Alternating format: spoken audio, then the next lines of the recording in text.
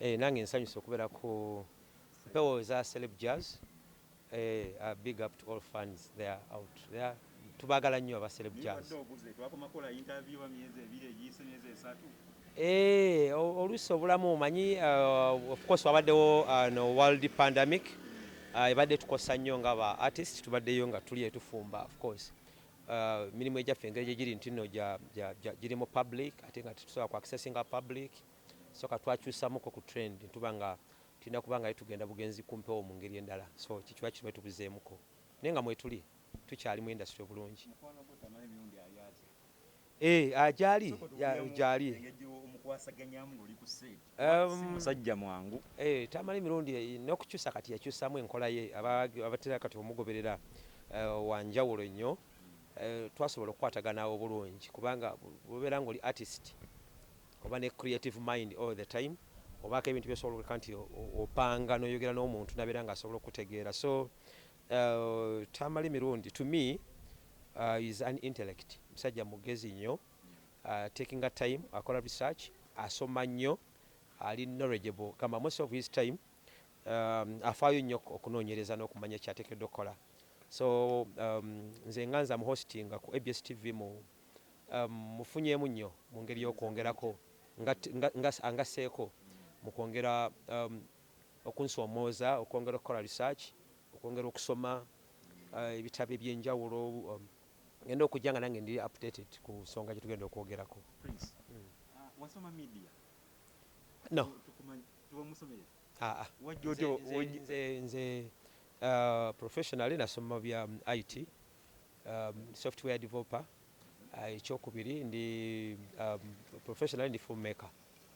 Nasoma bya filmmaking, film production, Institute of Culture and Cinematography mu kibuga Barcelona mu Spain mwaka gwa 2007. Musajja wa maanyi nnyo kubanga TV eno wagiyingirako otya kuba nayingira ebintu bya media. Of course tuba twagala oluusi okubaako obubaka bwe twagala okutuusa abantu, because nga twagala kubuyisa oluusi butesobola kuyita mu film, because partly nze ndi politician, ng'ogyeko okubeera nti ndi mu art. Byonna mbadde mbitambuza okumala emyaka egisoba 20. Sijagala bugayo nti nyingidde mu politics olw'okuba nti no, because of the influence of the art. No. Mbadde mu politics, era in fact ngenda okuyingira kumpi ne mu art ngera ndi politician. So sibuukidde lwa influence ya art nti lw'okuba nti n'abantu baba kutegeera oba bakumanyi bakola movies wane wali then ogamba nti ogende mu politics. Nedda, it's another calling enkwatako mu ngeri endala. Olunaku lwakya lumu ne bagamba kamala emirundi gwogenda otandika. Wawulira otya mu kusookera ddala? Olw'okuba nti ndi politician, mbadde mu politics for the last 25 years actively nga ndi mu politics, both okwesimbawo n'ono omulala tali wakwesimbawo. So about politics nga mbimanyi bulungi nnyo. Nali mbaddeko emyaka ng'emabega 15, naliko kansala, naliko speaker emakindi awo mugombola emakindi mu kibuga wakati awo. So nga nina vast experience about politics, kuba ndi omu ku batandika Uganda Young Democracy, ndi mu second generation. So olaba nga nali manyi ekyokukola. Of course nali nkola program ndala ku TV kwendi naye ate ne baŋŋamba nti ngenda kutandika okuhostinga tamala emirundi. Nina program gye nkola nga ya Sunday ya lulimi Luganda, eyo etambulira mu cultures, gye nkola ne mukulu Conrad Yiga. Abantu beetaaga okumanya first day ng'ogira omusajja ko omusajja otumanyi musajja muzibu. Kyali challenging first day of course. Bankubira nti tomorrow we're going to host tamala emirundi. Munnaffe yafunyemu some issues abadde mu hostinga. Ne bagamba fine, bagamba okay, obadde omugoberera nti of course mugoberera. Byonna yabadde akola ebyenjawulo, mbadde nfaayo nnyo. So nenzija ne bamugamba nti abadde host wataliiwo kati ono agenda okuhostinga, naga okay, no problem. In fact yansanga nne mu program already nga nze natandise okutambula. Maliriza tugenda okumaliriza obulungi, bakama bange bonna buli muntu yabavayo mu office eyo ne bajja nga bakkiriza ne bagamba wow, Prince mwana kyakabi nnyo, webali nnyo, ate naye ku mpewo manyi ye akubulira amazima kyolaba kyayogera. N'agamba bulijjo bakwekawa. In fact Go kagoba dobula mu kintu kino biki ne ngamba ha mirundi ate ekyo yakyogera ku mpewo tekitanyumira bulungi nga kati buli bwe mbadde nabo wane eno nga buli awo bumbowa biki ne kati mfunye omuntu omutuufu biki anyway tekyanyumira bulungi kuba kyali ku mpewo nga tumaliriza biki but then njise ebintu bingi nnyo mwagadde yadde abamu bamutwala mu ngeri endala nnyo but is a gifted man. Tamale Mirundi is so gifted, is talented, is knowledgeable. Ate mutabani we mutabani we simugoberera nnyo ye yamuwaana yamanyi engeri gyamuwaanamu naye yali mu Nuupu wali n'abyegaana kati ali mu NRM.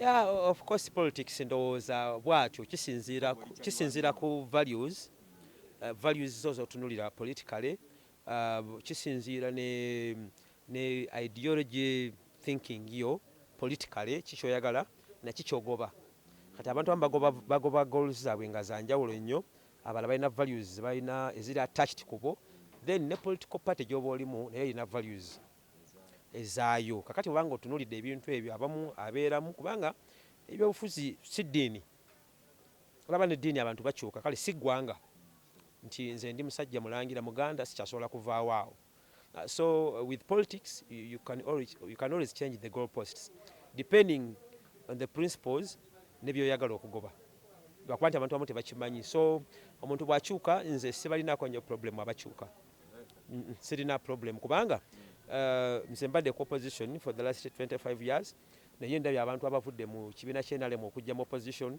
bangi nnyo ate ndabye abava mu opposition nga bayingirayo NRM so it happens okusinziira ku kikyoyagala nekyogoba siddiini politics is siddiini byawukanira ddala. Oli mu art mukazi wattu Evelyn Lagu wadde temuli mu kibiina kyekimu juzi bamusondera akasente awo ku papazi kawash n'afuna ssente tetwamanyi oba zaamala agenze ettaki yakomyewo n'okukomawo.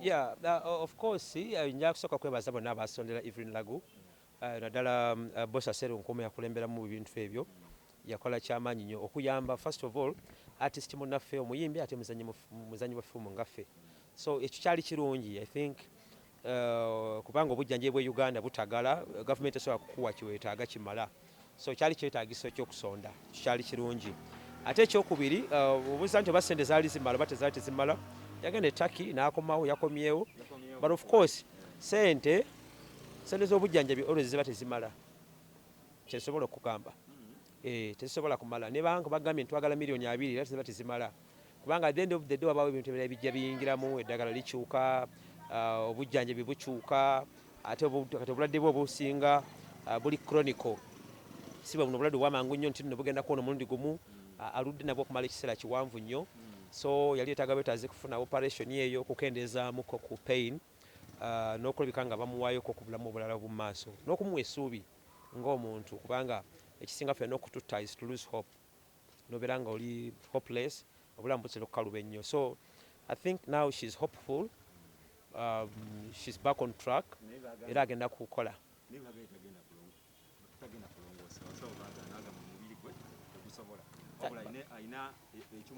anti waliwo of course lwakuba nti abantu bamanyi kuno okusala okulongosebwa kwa ngeri nnyingi nnyo basobola okukulongosa nga tebakusaze ne bakugjamu obulwadde ne babununa mu ngeri endala yonna osobola ogenda ku chemotherapy n'ebifaanako ng'ebyo so abadde ali mu process eyo etali yakusala so and she's doing fine yadde si nnyo ku party tu yakusolooza ssente endala kiri ku social media kitambula of course saagala nnyo okugenda mu nnyo ebintu bya social media ebyo oluusi birina issues a lot of issues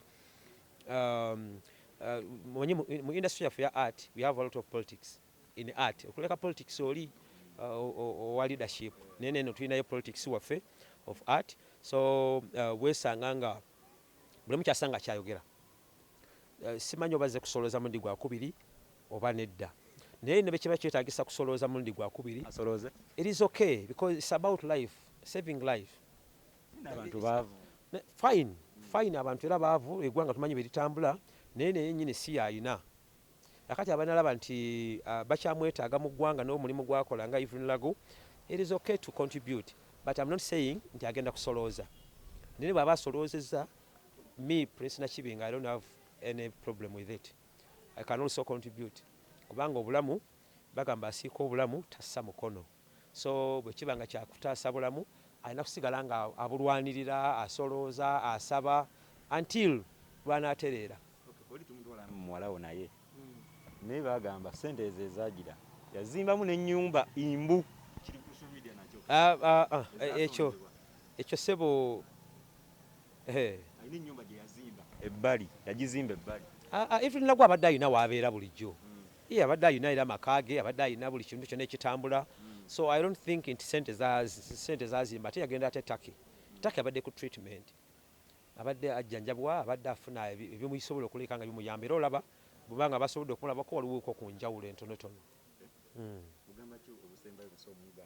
Gwe Conrad olagawa soko gye obugambo obusembayo obutonotono kwe kutegeeza ba artist twebereremu. You know, art industry is very big. We should also stop being beggars all the time. You know, kaseera kusabiriza kati nosanga abantu nga bo batambula ne basala kaluma ne bagenda eyo okunoonya ssente eggulu. Yes. Atwadde tulaga no, it doesn't make sense to me. Bagamba Bobi Wine nagaba babeega.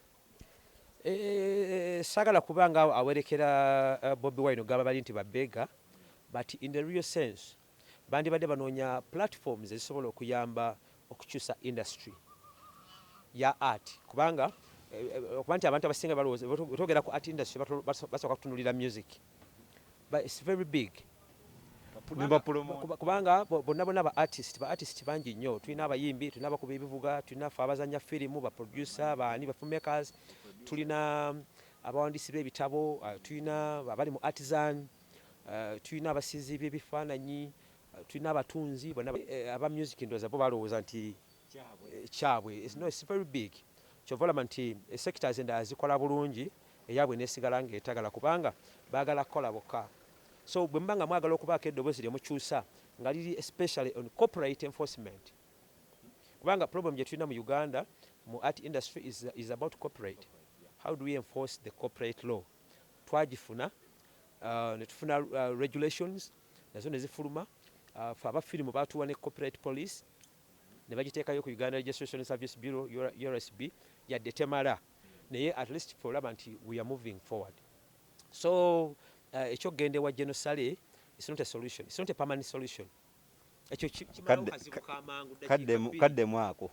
No, ekyogende wa genocide is not a permanent solution to film industry. It's not at all. Era I pity those who traveled from all the way from Kampala to go to northern Uganda, Gulu, to ask for money. If they are asking for money, bebaba nga basaba kubayambako ku about the law, they know the platforms. It has to be other key players. Betulina, Uganda Registration Service Bureau, Tuna Media Council, Tuna UCC, Tuna UPRS, Tuna UFMI, Ebya Film, Uganda Federation of Movie Industry, Uganda Performers Rights Society. Those are the collecting societies that Tuna Kugamba by regulator. Nga UCC, rather nga URSB. Nti abantu bano nga tebakola, they're not performing to our expectations nga abayimbi nga baloopa UPRS ngere bagiroopa ne bajja ewasula. Naffe twaloopako ku UFMI tukyali ne tubeera mu kooti awo ne twaloopa ebibiina byombi, twaloopa UFMI ndi omu ku baloopa ne tuloopa ne URSB ntukitwala mu kooti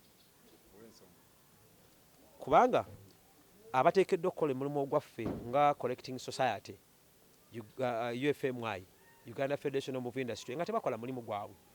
So tubagamba nti omulimu ogwabwe is to protect our works. Okitegeera bulungi. Against ababbi. Ekyokubiri, they have to collect sente ne bazikomyawo gye tuli ne batuwa. So kati kyetwali tubavunaana era omusango ne tugusiina ne tugamba nti temuyinza kuwaabira bitongole bino nga musooke mutule ku mmeeza. So we are yet to find out. Fenga film industry tuli mu kweterezera bwe mpulira nga waliwo ba filmmakers abagenze nabo eggulu okusabiriza. It's not right. It's not right. Because kati bana ba milioni 3 nga tugamba nti film industry eteredde. No, that is not it's not a permanent solution.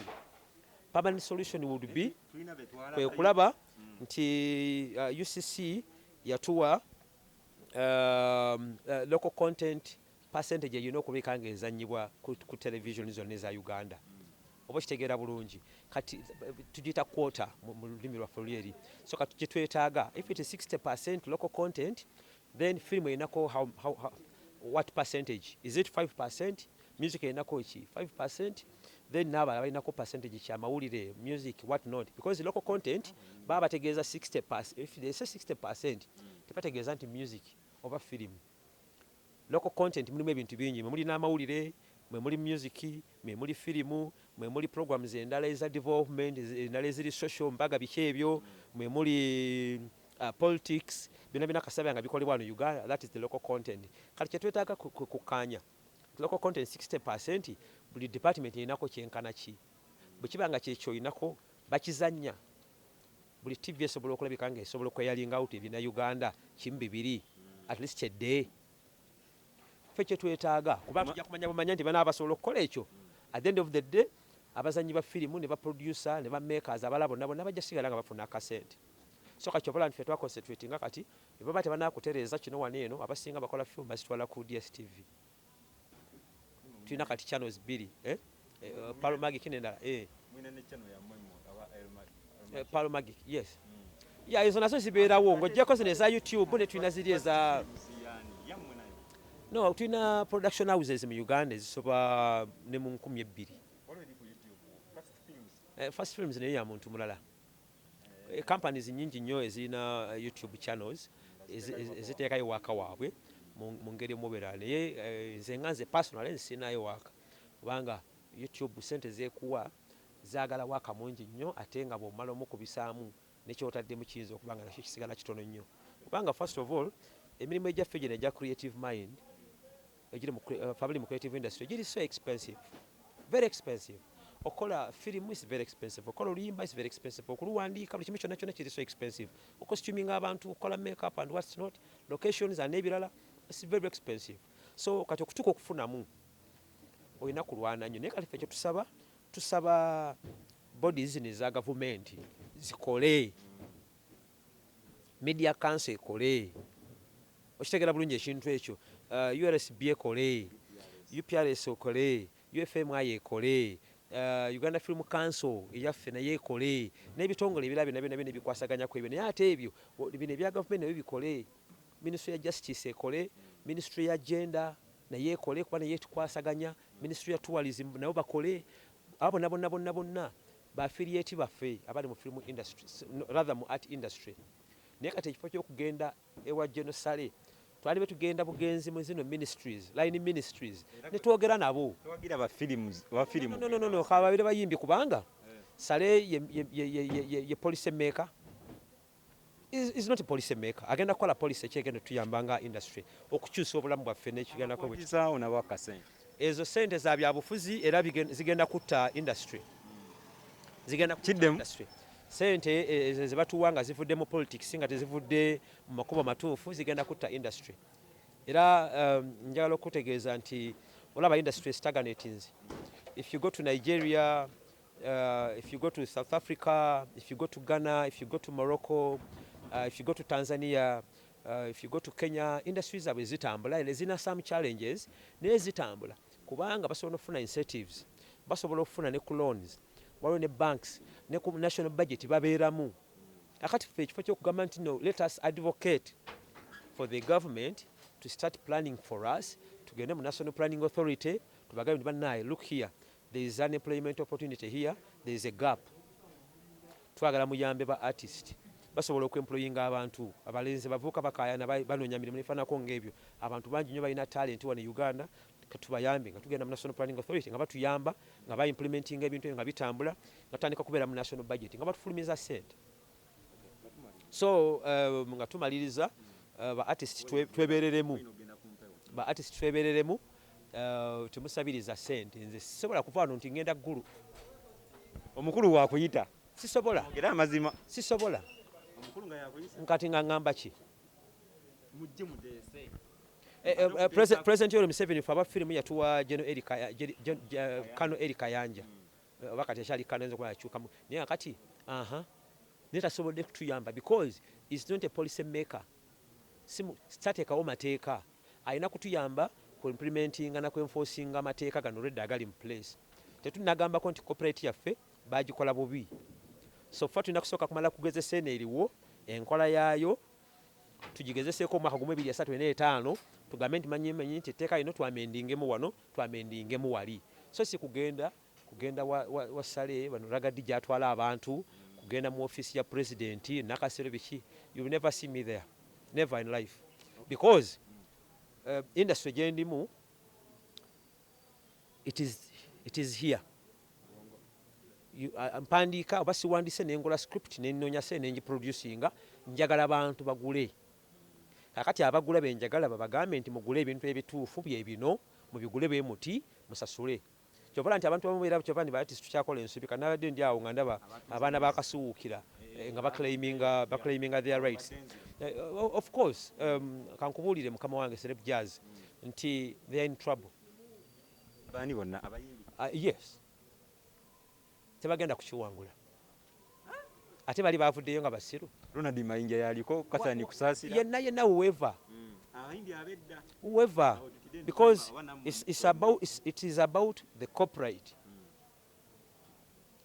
itegera bulungi here with me I have some contracts here zenina zembadde nkola n'abantu if I'm doing an advert nga madde njikola kati nga zenkozeeko nkoze za Airtel nkoze za DFCU Bank nkoze za Senator nkoze za kibiki both bifaananyi ne video I have to make sure that the contract is well stipulated njisoma nekyegamba rights zange ziri luddawa nezo ziri luddawa nina economic rights ani alina economic rights nina basina patent rights nina neighboring rights basina neighboring rights so tebabisoma bayinza okuba babisoma naye ekisinga okuba ekikulu ennyo sente naye ate batundira ennyimba ezo omukulu kasiwukiro yaziguliranga abantu tebali conversant bulungi na copyright law I might say famu tubayi tufaayo abali mu intellectual property management nga tutunulira ebintu ebyo naye bayinza okubanga bo tebamanya nti bwe ntunda bwe nti ntunze full rights oba ntunzeeko rights ntono